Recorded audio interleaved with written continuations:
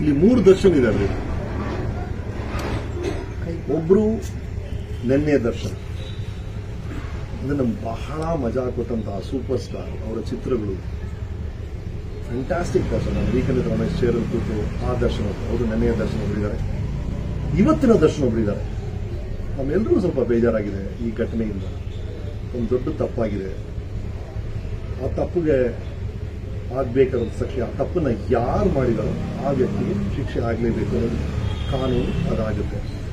But ಇದೆಲ್ಲದಕ್ಕಿಂತ ಇನ್ನೊಬ್ಬ ದರ್ಶನ್ ಇದ್ದಾರೆ, ಅವರು ನಾಳೆಯ ದರ್ಶನ.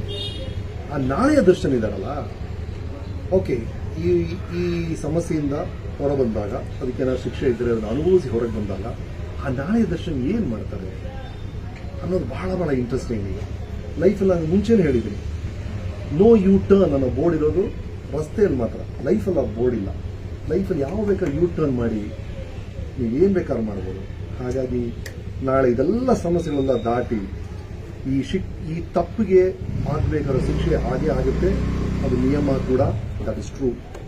ಬಟ್ ಇದೆಲ್ಲ ಆದಮೇಲೆ ಒಂದು ಚಾನ್ಸ್ ಇದೆ ಟು ಕರೆಕ್ಟ್ ಆ್ಯಂಡ್ ಒರಿಜಿನಲ್ ನೆನ್ನೆಯ ದರ್ಶನ ಮತ್ತೆ ನಮ್ಮ ಮನಸ್ಸಲ್ಲಿ ವಾಪಸ್ ಬರೋ ಥರ ಚಾನ್ಸಸ್ ಇರುತ್ತೆ. ಅದು ನಾಳೆ ಕಾದು ನೋಡೋಣ ಆ ದರ್ಶನ ಏನು ಮಾಡ್ತಾರೆ ಅನ್ನೋದೇ ನನಗೀಗ.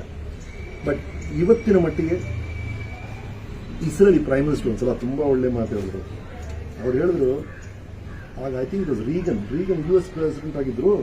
ಅವರು ನಾಜಿ ಕ್ಯಾಂಪ್ ನೋಡೋಕೆ ಹೋಗ್ಬಿಟ್ರು. ಇಸ್ರೇಲಿ ಪ್ರೈಮ್ ಮಿನಿಸ್ಟರ್, ಏನು ಸರ್ ನಿಮಗೆ ಗೊತ್ತಿರೋ ವ್ಯಕ್ತಿ ಇಂಥ ತಪ್ಪು ಮಾಡಿಬಿಟ್ಟಿದ್ದಾರೆ ಅಂತ. ಅವ್ರು ಹೇಳಿದ್ರು, ಗೊತ್ತಿರೋ ವ್ಯಕ್ತಿ ಒಂದು ತಪ್ಪು ಮಾಡಿದಾಗ ಗೊತ್ತಿರೋ ವ್ಯಕ್ತಿ ಆಗಿರ್ತಾನೆ, ಆ ತಪ್ಪು ತಪ್ಪಾಗಿರುತ್ತೆ.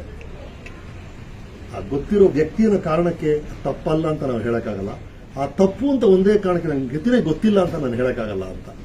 ಆ ಥರ ಒಂದು ಬಹಳ ಇಕ್ಕಟ್ಟಾದ ಜಾಗದಲ್ಲಿ ಸಿಕ್ಕಾಕೊಂಡಿದ್ವಿ.